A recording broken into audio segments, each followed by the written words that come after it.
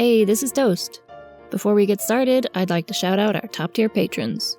A big thank you to Nikki, Sean, Ian, Mace, Alan, Penny, Claire, Kit, the Jexbury Guy, Katie, and Simon. If you would like a shout-out and access to our bonus material, you can find us on patreon.com/dandiesIndanger. For a one-time shout-out, you can also support us on ko-fi.com/dandiesIndanger. That's ko-fi.com/dandiesIndanger. As always, the best way to help us grow is to tell your friends, subscribe, leave a review, or leave a positive rating wherever you get your podcasts. Thank you all so much for listening. And now, on with the show. Previously on Dandies in Danger. Zachary, when you reach the ground floor, Beatrix is there, Father Underwood, Colonel Gurney, and Mr. Keene are there. Currently, Lord Busch looks exactly like Nathaniel. I will cover the real Nathaniel, and one of you must take aim at the remaining one. Adrian is on quite intimate terms with Lord Busch right now. He stabs into Adrian's ribs. However, you receive a boon from an angel, and you are returned to full health. Busch fixes his eyes upon Nathaniel. Drive him into the waters now! And he charges Daniel. Then he puts his head against Nathaniel's head. Tenderly, they're touching heads. And now it is Busch's turn once again. Liga. Zachary, your arms and your legs snap at attention and you have been bound. Adrian, you are up. Can I grab Nathaniel's soul tether? In this moment, the words from the clock come into your mind. Officium mensuratur horis vitae. Duty is measured in hours of life. In aeternum servi domino tuo. Serve your master forever. This was the family curse, the onus of duty to their master. You can see that some of the other tethers start unwinding. It is Zachary's turn. You hear a little voice in your head. Everybody should feel what we're feeling right now. Yeah, alright. Pick 4 people to go down. Busch, dog. If we take out 2 of the statues, that might be fun. And the hands crumble off and fall into the water. He just yells, take the shot! It is now Beatrix's turn as she takes the shot.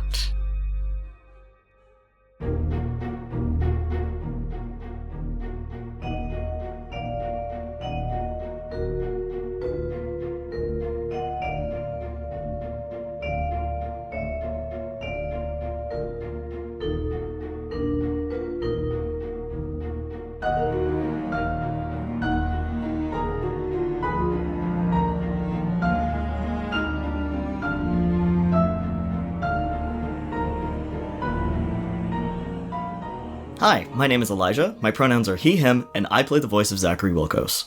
Hello, my name is Cass, my pronouns are she, her, and I voice Liam Bardsley. Hi, I'm Chess, he, she, they, and I voice Daniel Pritchard. Hi, I'm Toast, pronoun she, they, and I play Adrian Edwards. Following sharp behind the final 2 o'clock chime, the retort of Beatrix's gun echoes through the hot spring. She nails Busch where he lies, pinned by Zach's spell. Blood sprays from his abdomen, and he cries out with agony and indignation in equal measure. His face contorts into a snarl, and then continues to twist beyond its physical limitations until, at last, we are face to face with the genuine face of Lord Howard Busch. As Daniel saw earlier, he's a white man in his 50s, with short-cropped, graying hair. His face is creased from frequent smiling, though, at the moment, blood-spattered and vicious, you see a cruel determination that very few others have witnessed.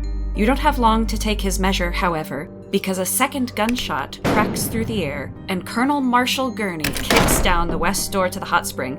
Just behind him, you can make out the figures of Mr. Keene and Father Underwood surrounded by strange lights. Now, since we have passed the 2 o'clock hour, before we get into any further action in the order of combat, everyone please roll your d4s to see what we get for witness. Don't forget to remove 1 point from your wisdom. I got a 3. I got a 3. Got 2. Liam got a 4. Adrian, you're at a 0 for wisdom, correct? Yeah. Okay. I'm actually not going to give you the option of whether or not you get to deploy your own witness. I'm going to hold on to that. Fair enough. The rest of y'all get to choose. I'm too dumb now. I want mine this time. Okay, Zach will be taking 3. I want mine as well.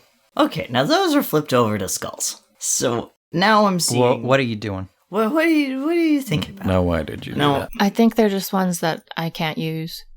But Sure. my wife... oh, fuck. Ah. What the fuck? Okay. You gives a perfectly reasonable explanation. Your wife. Yeah, maybe. For the sake of the listener, Toast's witness tokens, we have 2 flipped to the eyeball side and 2 flipped to the skull side, which is not significant in any way whatsoever. Which could mean nothing. I don't trust you. Why ever not? Can you tell us which actor Yeah. Busch looks like? Oh yeah, because I never got to see it.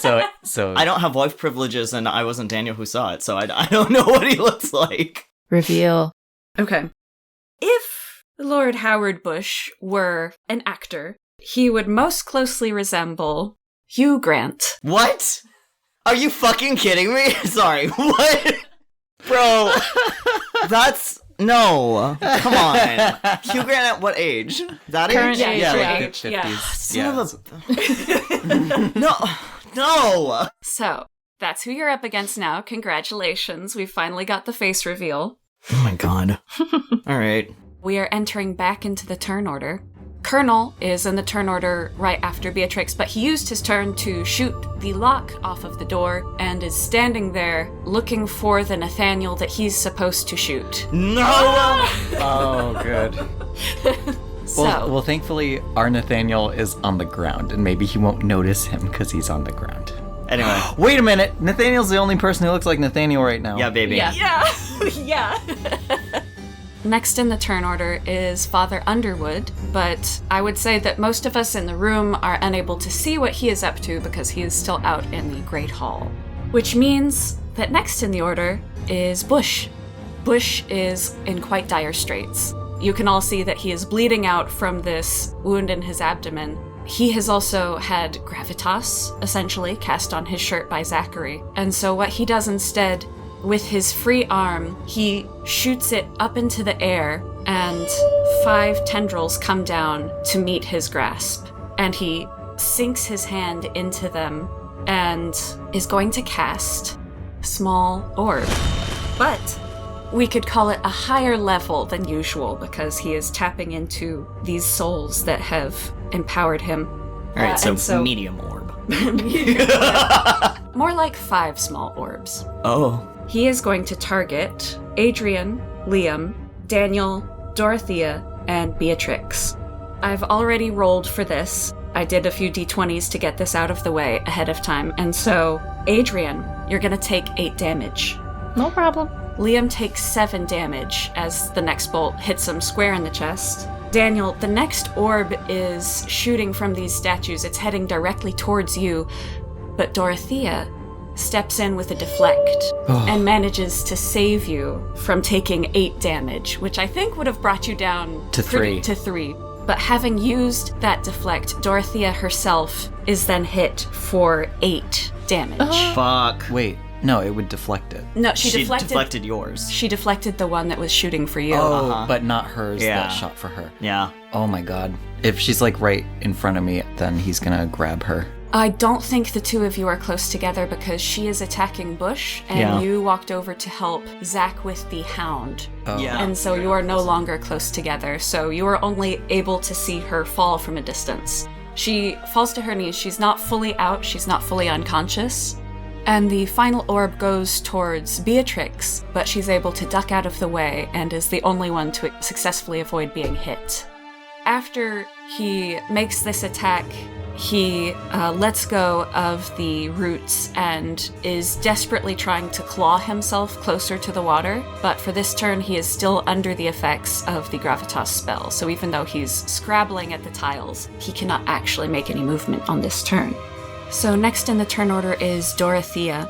As she's been hit, she is really shaken, and she moves further away from Lord Busch after that moment, and starts to move closer to Daniel, but she seems really hesitant about what her next move is going to be after she took such a dramatic hit. So she is going to spend her turn on hesitation. Next in the turn order is Liam, and he's going to go for Busch, so he gets an 18 to hit.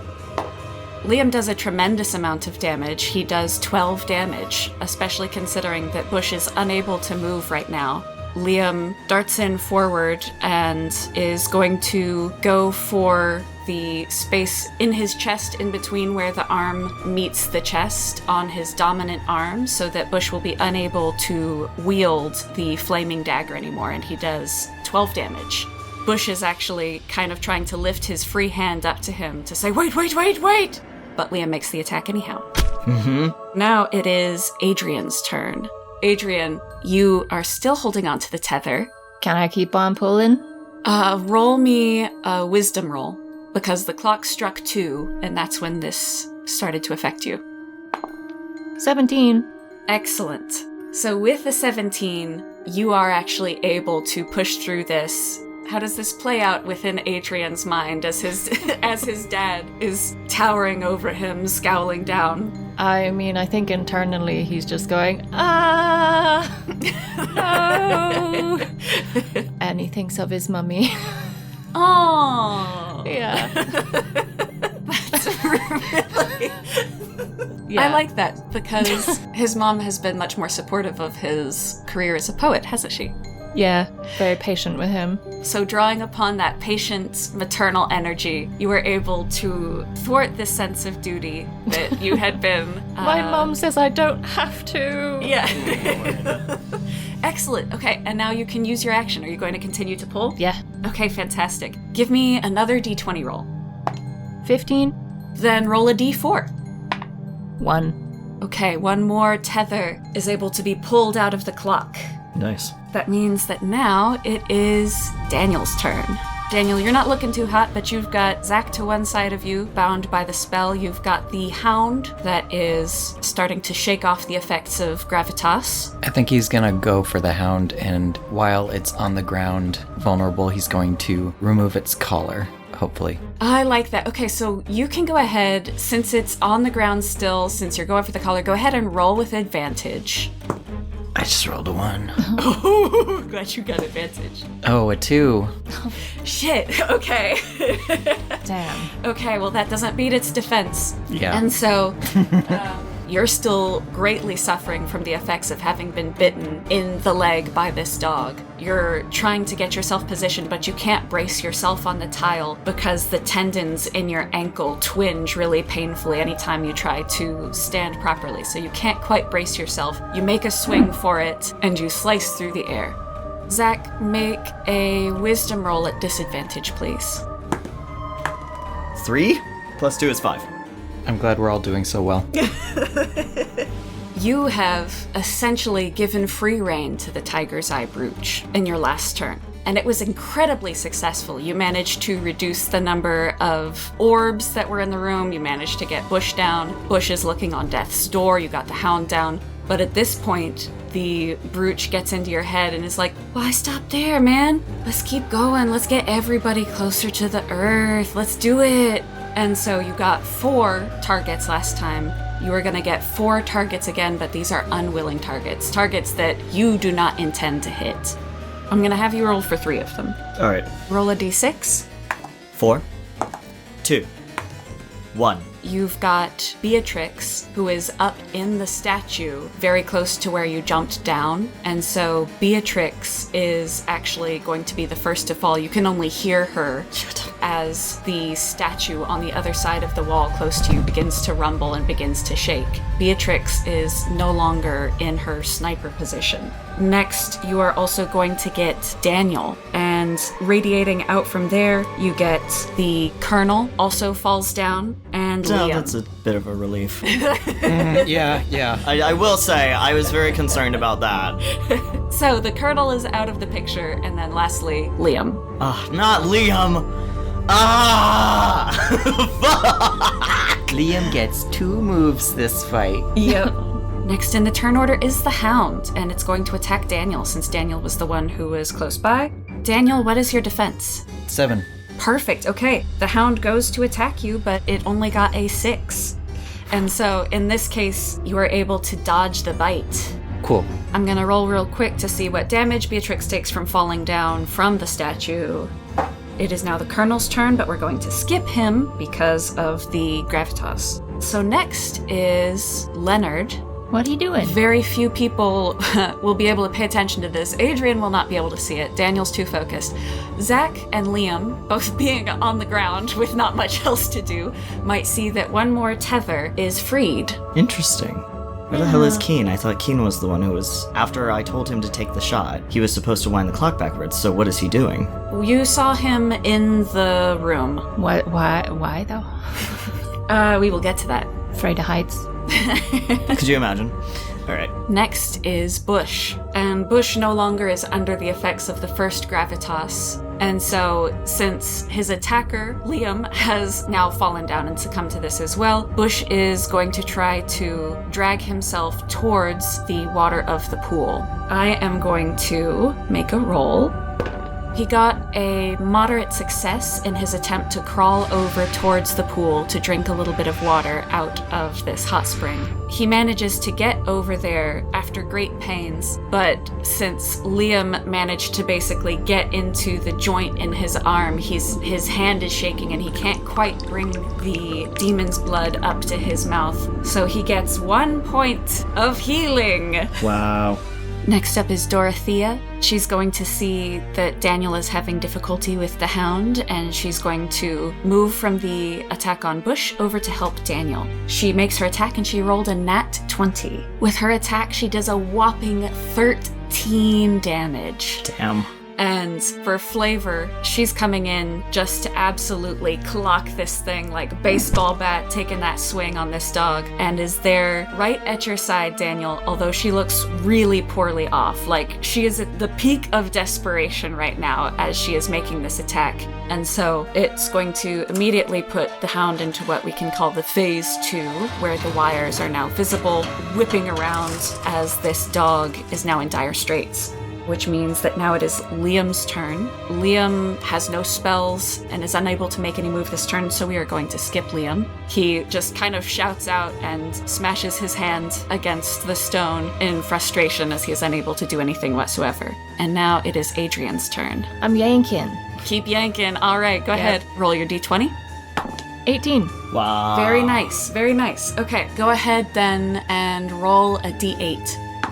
4. Okay, you've released even more of these threads, and there is now just the single thread connecting Nathaniel to the clock, and Busch is crouched down by the water like a little golem creature, and he's peering up over his shoulder, and he's shouting, "No, no, no!" as all of these roots go spreading out, and you can see he looks panicked, and the water of the bath begins to bubble. Daniel, it is now your turn. Except you got gravitas, baby. Sorry. Dorothea is bravely defending you from the hound and has clobbered it real good. I guess he just looks at her thankfully. Okay, Jacquerie. It is your turn. Go ahead, give me a roll, wisdom roll at disadvantage. Got it. That's a 10. So you've got moderate success. Now, the brooch speaks into your head like, all right, let's keep going. What do you want to do now? Who do you want to get? I'm on your side. Let's do this. Busch is... His head is close. He's like a little like gremlin towards the water. Yes. He kind of wants to drown him. That's very Disney villain to like die of the thing that you've been causing, right? Yeah. Yeah. He drowns it and then he becomes a tether. So Zachary is partially thinking that. I think there's also like a really strong contender for the statues to go falling down. So he's going to... I'm gonna give you some information here. Okay. Busch basically pulled the grenade on the statues. There are no more small orbs illuminated in the statues. Oh, okay. So Zachary kind of wants to concentrate everything on pulling Busch into the water and use gravitas on his head. Oh, it has to be a thing, damn it. His cravat or something Yeah, something he's something wearing around around his his neck. I also want to use a witness token, but I don't know how I would use a witness token in this. It's perception, so you could use it and ask Cass if there's an ideal object to do gravitas on to pull his head down. Is there? That? what Jess just said? Yeah, if you'd like to use your witness for that, then I can give you... Boink! Thank you. What Jess mentioned earlier, the cravat would actually be the ideal item. Okay. Roll me a d4, please. Okay. That's a 3. Okay, now roll me a d6. It's a 1. No, it's okay. That's not for what you think it is. Okay. So your d4 determined how many targets you would be able to choose. So you can get Busch and you can get 2 other targets. Okay. And the 4th one will be determined by the tiger's eye brooch itself. Oh, okay. All right, Busch. Yes. And then I want the dog again around the collar so that it doesn't hurt Daniel's wife. Just kidding.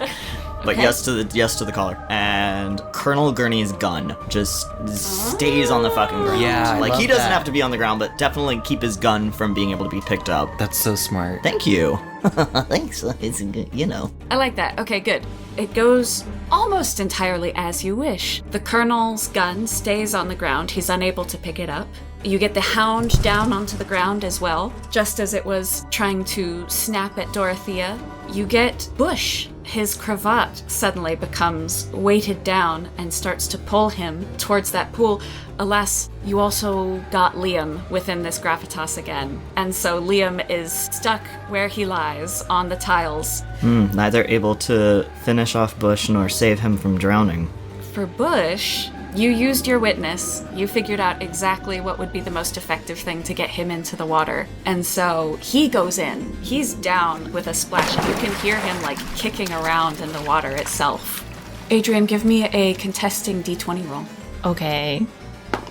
11. Oh no. Okay. It is Nathaniel's turn right now, and as he sees Busch get pulled into the water, his body starts to slowly try to pull itself towards his aid. He got a 12, you got an 11, so it is really close. You can still hold on to that tether. You've got a hold of the tether, but Nathaniel is starting to stumble towards his feet to move towards this pool as well. He's not your dad. Don't do it.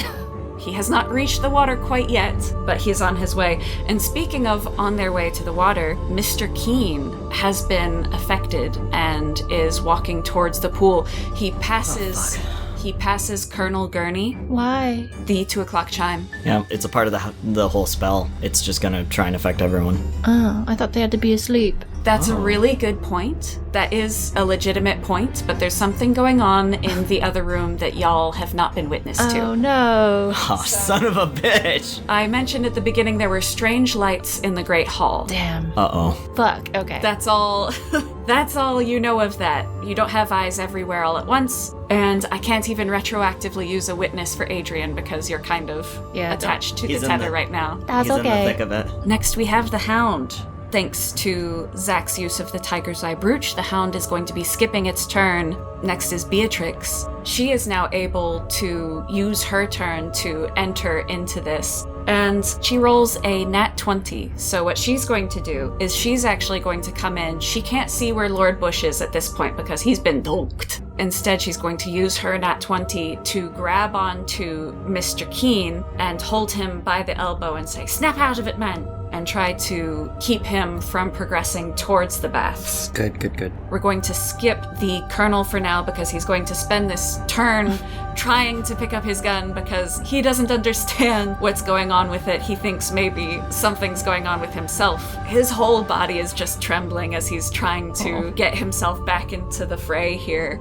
Father Underwood rushes in to the Colonel's aid and is actually going to try to take him by the elbow to pull him out. And we will roll to see if he's able to do so. Okay, contesting, we had Father Underwood with an 11 and Colonel Gurney with a 7. So while he's trying desperately to pick up this gun, Father Underwood comes in, grabs hold of his sleeve, and just takes one look at the carnage and the blood everywhere in the hot spring and starts pulling him back out of the combat. So that's Leonard's turn. And next we have Busch. Do we? For how much longer? His turn is he goes, "Oh no!" And next we have Dorothea. Sorry. I mean, yeah. So, on Busch's turn, as Chess said, there is a lot of bubbling underneath the surface of the water where he is thrashing as he tries to kick himself back up to the surface. But Zach and Daniel now see materialized around this spot in the water the 3 ghosts from the bathhouse that you encountered earlier. Daniel would not have seen these ghosts before, but they were the ghosts that had been surrounding a particular tiled portion of the bathhouse, where the tiles looked a little bit disturbed. And they simply array themselves around this spot in the water and point accusingly downward towards him. Dorothea got a 19 to attack the hound. Get him. And I don't even need to roll because the hound only had 2 hit points left. And so she is guaranteed to release the spirit of this hound. What a badass. So she releases the spirit of the dog and then kneels next to Daniel breathlessly, halfway to sort of help him to his feet and halfway just because she's got no more strength in her legs left. She can't help me to my feet. I've got gravitas. You won't by the beginning of your turn. With this Tiger's Eye brooch, it's just affecting for a single round. Oh, okay. Liam is still unable to move. Adrian, it's your turn. Can I still see anything, or am I just... You have, having successfully thwarted this vision of duty that came before you, this specter, you can have a look around now. You can see that you're holding on to the last tether. It's the one that's connected to Nathaniel. And is he still trying to get to the pool? Yes. Then I'm just gonna keep pulling, try to stop him. Okay, roll your d20. 18 again. Splendid. With that, you don't even have to roll because this is the last one. You do manage to release the tether from the clock, and there's something else spectral that is removed from the clock as you pull this tether. So you finally release it from the gears, and you've removed an ancient, translucent, paper-thin ghost from the clock. And once it has been released, Nathaniel gasps for air and stops where he is and no longer tries to approach the water. The specter which floats nearby the clock, you can see. I will give you your witness at this point. This specter looks like the spitting image of the very earliest portrait in the portrait hall of one of Nathaniel's ancestors. It hovers there forlornly and says nothing for the time being, but does not seem to be making any move to attack you or anything like that. Adrian waves. Very nice. Daniel, it is your turn. You are no longer affected by gravitas. I think he hugs Dorothea. Oh, that's really nice. She hugs you back really tightly. She's holding on to you desperately. You can feel how badly she's shaking as you hold on to her. And now it's Zach's turn. And Zach, this time what you hear in your ear is a tone of trepidation. Oh, I don't feel so hot. Oh, I don't like this. And the surface of the water buckles. A ridged back, bloody, bony, translucent, emerges with tormenting slowness. The waters begin to splash over the confines of the pool itself, shrieking with pig squeals. Every remaining flicker of light in the room is absorbed into the luminous pinpricks of the boar demon's eyes. She towers over the assembled hot spring guests, and cradled in her snout, like the Christ Pieta, is Busch. Her gaze travels to you, Zach, and a sudden wave of blood spills towards you, covering Daniel and Dorothea in its wake. When the blood recedes, you are no longer bound, and your tiger's eye brooch has been cracked. He whips the thing off and tosses it to the side as he gathers himself and finally stands up. I would like all 3 of you, by which I mean Zach, Daniel, and Dorothea, to roll a d8, please. 7. 2. Add those back to your hit points. Thanks. Dorothea... Dorothea is coughing and spluttering. She got 2 hit points back as well, but she still looks pretty garbage. And now she's also covered in blood. The boar demon emerges slowly from the water, taking very slow, deliberate steps up the edge of the hot spring. Liam is able to stumble backwards, the gravitas having been lifted, he sort of immediately begins to gravitate towards Adrian, and as he does so, Liam brandishes his serrated knife, but she's making no sudden moves. So, says Zachary, getting to his feet. You have him then? You did well. Is he dead? Oh no, he's one of mine. My darling would not be killed so easily as this, would you? And Busch, from her nose, pops open an eyeball and makes a sort of frantic attempt to escape off of her nose. So he got an 18 to attempt his escape. He swings down off of one of her tusks and lands roughly on the stone tiles of the floor and starts to do a tuck and roll and starts dashing towards the door. As he does this, his whole time, she is laughing and laughing and laughing. He is a dear one, isn't he? And as he does continue to run, his feet are caught in place by this blood that shoots off from the site of her hooves and wraps all the way around his legs so that he is unable to move. He turns back to look up at her and to look at everyone else in the room, and he says, "My God, a demon! Kill it! Kill it! A demon!" Zachary just stares coldly at him and then looks back to the boar demon. So, now that you have him... He takes his last use of the flame enchantment, and he's just desperately trying everything he can. He dashes it across his dagger, which he was able to find at his feet, and he takes it and he tries to drive it down into the blood that is holding him in place. Zachary raises his hand, his two fingers like a gun, and he whispers, "Fulgur," and he waits for it. Ooh, alright, so you've got your use of lightning ball aimed and ready to go. So we're out of the turn order, and so roll a d20. He is also trapped. Can I get advantage for that? Yeah, alright, I'll give you that. That I will give you advantage for. Yeah. Sweet! Yeah. 18. Nice. You rock out with absolutely 12 damage on your lightning ball here, and it hits him square, and he was already looking pretty rough. He goes down. He actually just kind of like crumples immediately after you hit him. Liam certainly flinches whenever that happens. The boar demon walks steadily over towards where Busch lies on the ground. She opens her mouth over him, and blood pours down all over his face, and he wakes up with a gasp again. I'm not letting you go quite that easy. And this time, the hands that you saw, Zachary, the hands begin to emerge from her mouth. Slowly at first, and then with a sharp speed, these multiple arms reach down for Busch's face, grab him, and pull him up into the boar demon's mouth. So all you can see is his body jerking and twitching as you hear a kind of crunching sound that is cut off abruptly, and she drops him again. And this time, instead of the face that you hadn't actually spent terribly much time with, there's a skull attached to his neck.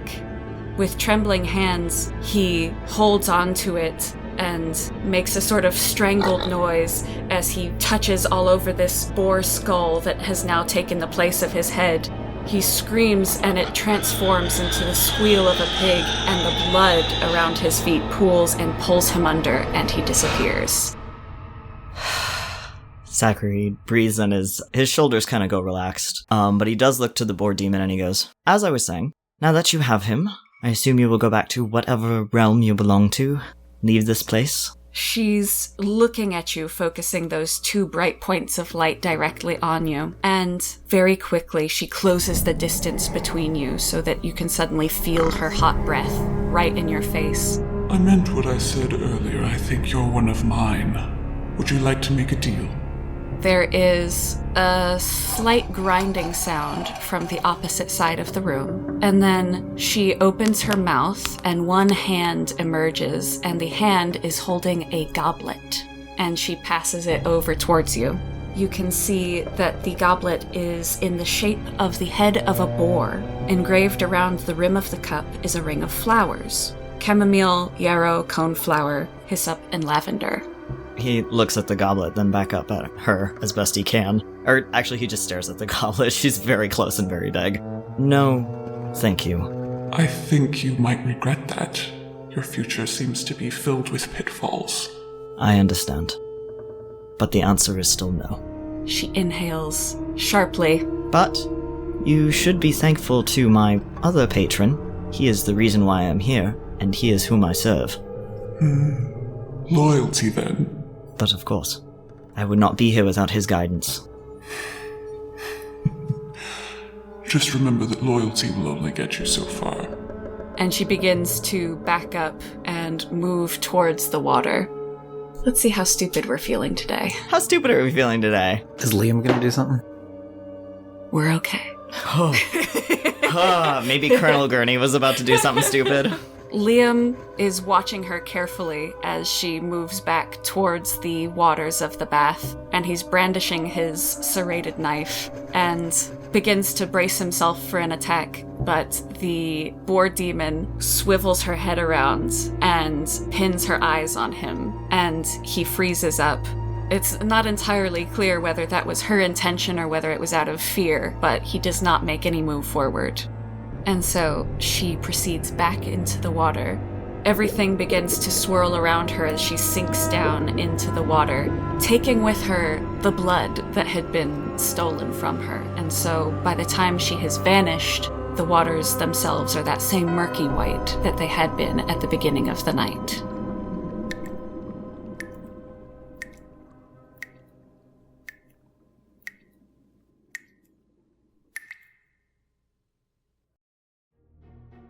Liked what you heard? Let us know by using hashtag #DandiesInDanger over on our Twitter, Insta, Tumblr, and TikTok in the listed links below. We'd love to hear any and all comments, questions, and theories as to where the story might be headed. Want to support us and our lads' adventures more directly? Then please consider clicking on the link and becoming a patron today. For just $1, you can gain access to our longer, uncensored outtakes and blooper reels. For $5, you can have access to exclusive stickers, in-world letters written by and for the lads, poetry by Adrian and Daniel, and original music from the show composed and scored by Chess Albanese. Can't afford to support directly? No problem. Podcasts survive by word of mouth, so if you like what you heard, tell your friends, family, and local graveyard ghosts all about these exciting tales. Thank you, and we'll see you next time. Dandies in Danger is written and voiced by Elijah Bergateres as Zachary Wilkos, Cass as Liam Bardsley, Chess Albanese as Daniel Pritchard, and Toast as Adrian Edwards. It is edited by Toast. Original score and music composed by Chess Albanese. It is produced by Dandies team, and made possible by listeners like you.